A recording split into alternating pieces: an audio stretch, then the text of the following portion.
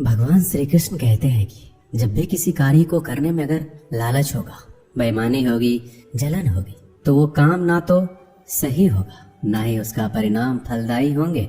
इसके अतिरिक्त जिस कार्य को हम पूरे मन से प्रेम पूर्वक करेंगे तो वो न सिर्फ हमारे लिए बल्कि समाज के लिए भी अच्छा होगा। जो व्यक्ति कामी प्रवृत्ति का होता हो, जिसके मन में लोभ होता हो, जो अत्यधिक क्रोधी स्वभाव का होता हो, उसके लिए नरक के द्वार सदैव खुले होते हैं। अर्थात ऐसे व्यक्ति को तो सिर्फ नरक में ही जगह मिलती है।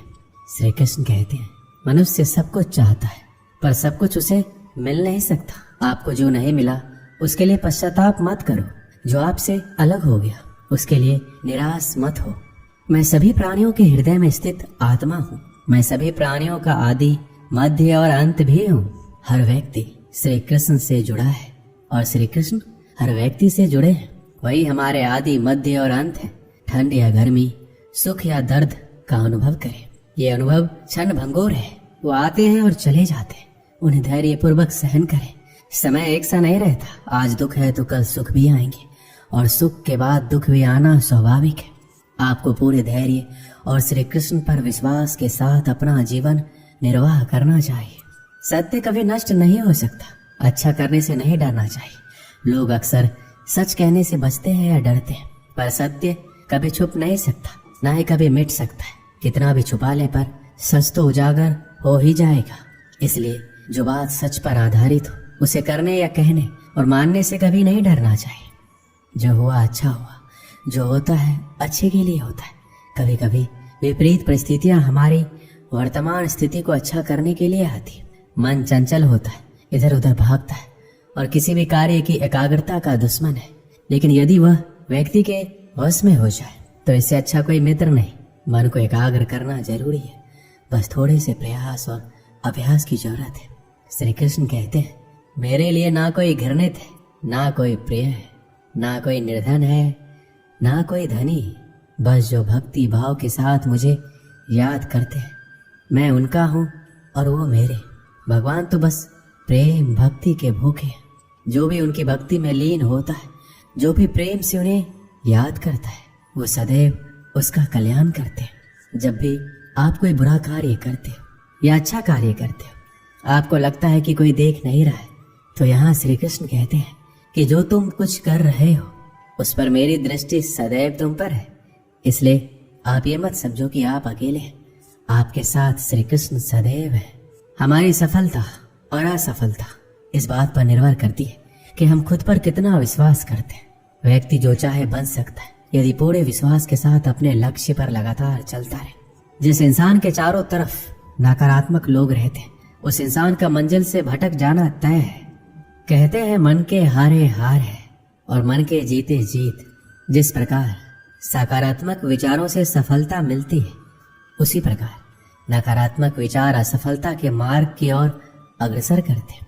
क्योंकि जैसा हम सोचते हैं वैसा ही हम बनते जाते हैं और अपने विचारों के माध्यम से ही हमें नकारात्मक और सकारात्मक परिणाम मिलते हैं।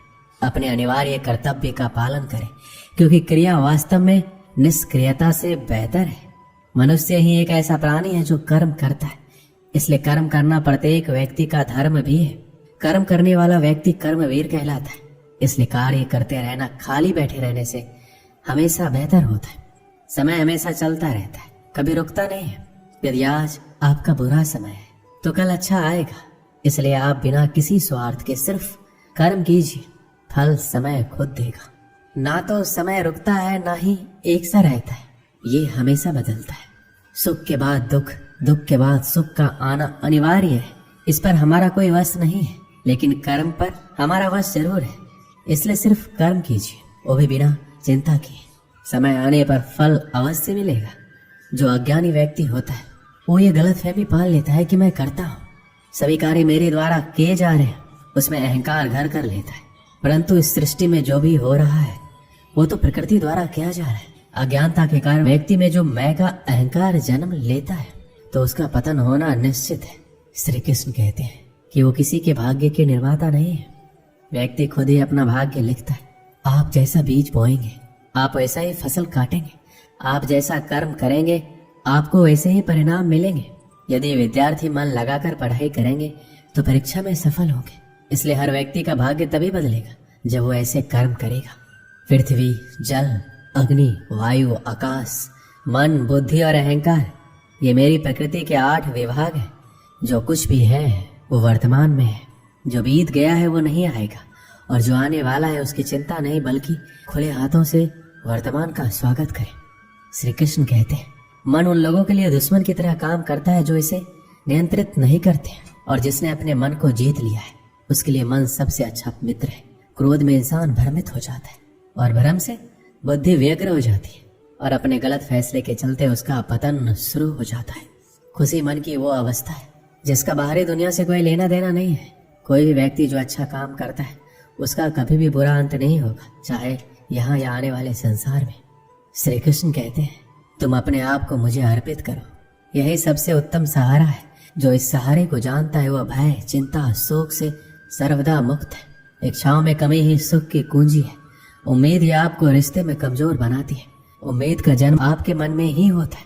शांत, नम्रता, मौन, संयम और पवित्रता ये मन के अनुशासन है जिसे तुम अपना समझकर मग्न हो रहे हो। बस यही प्रसन्नता तुम्हारे दुखों का कारण है। कर्म मुझसे नहीं चिपके रहते, क्योंकि मैं उनके परिणामों से जुड़ा नहीं हूँ। जो लोग इसे समझते हैं उसका अभ्यास करते हैं, वो स्वतंत्रता और खुशी से रहते हैं। मेरा, तेरा, छोटा बड़ा, अपना पराया मन से मिटा दो, फिर सब तुम्हारे हैं। तुम सबके हो। आप अकेले आए हैं, अकेले ही जाना है, इसलिए खुद पर भरोसा रखो। एक गरीब किसान को उसके एक मित्र ने कुछ बीज दिए और उसे बताया कि ये बीज बांस के पेड़ की उस प्रजाति के हैं जो बाहर के देशों में पाए जाते हैं। इन पेड़ों की ऊंचाई 90 फीट तक होती है। किसान ने वो बीज अपने मित्र से लिए और उन्हें अपने खेत में बो दिए। उन्हें आशा थी कि जिस दिन वो बांस के ऊंचे पेड़ बन जाएंगे, उन बांसों को बेचकर वो अच्छी आमदनी करेगा और उसका परिवार एक अच्छा जीवन जी पाएगा। वह उन बीजों को पानी देता, देखभाल करता, रात में भगवान से प्रार्थना करता कि उसके सपने पूरे हो जाए और इन बीजों से 100% परिणाम मिले। वो हर रोज अपने खेत में जाकर देखता कि बीज अंकुरित हुए हैं या नहीं, लेकिन उसे उनमें कोई भी परिवर्तन दिखाई नहीं पड़ता। इस तरह 1 वर्ष बीत गए, लेकिन उन बीजों से अंकुर नहीं फूटे। अन्य बीज समानतः 1 सप्ताह में अंकुरित हो जाते थे और कुछ महीनों में ही फसल आ जाते थे। उस फसल के द्वारा ही किसान के परिवार का भरण पोषण होता था। किसान सोचा करता कि इस तरह आज तो उसका गुजारा चल सकता है, लेकिन उसके सपने पूरे नहीं हो सकते, ना ही उसका भविष्य संवर सकता है। बांस के पेड़ों की बदौलत वह अपने सुनहरे भविष्य के सपने देखने लगा, लेकिन समय बीतने के बाद भी वो बीज अंकुरित नहीं हुए और किसान को अपने सपने और आशाएं टूटती हुई नजर आने लगी। उनके मन में शंका उत्पन्न होने लगा, कहीं वो बीज सड़ तो नहीं गए। 1 वर्ष और बीता, लेकिन बीज अंकुरित नहीं हुए। दूसरे किसान और उसके गांव वाले उसका मजाक उड़ाने लगे।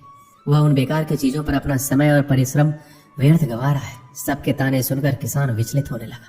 उसके मन में ये भय समाने लगा कि कहीं सचमुच वह अपना समय और परिश्रम ऐसे कार्य में तो नहीं लगा रहा जिससे उसे कोई प्रतिफल नहीं मिलने वाला है। 1 साल और बीत गया, लेकिन बीज के अंकुरित होने के कोई चिन्ह दिखाई नहीं पड़े। लोगों ने किसान का मजाक उड़ाना जारी रखा, लेकिन किसान ने आंशिक भय के बाद भी अपने मन में छोटी सी आस बांध रखी थी, इसलिए उसने लोगों की बातों को दरकिनार कर उन बीज की देखभाल करना जारी रखा।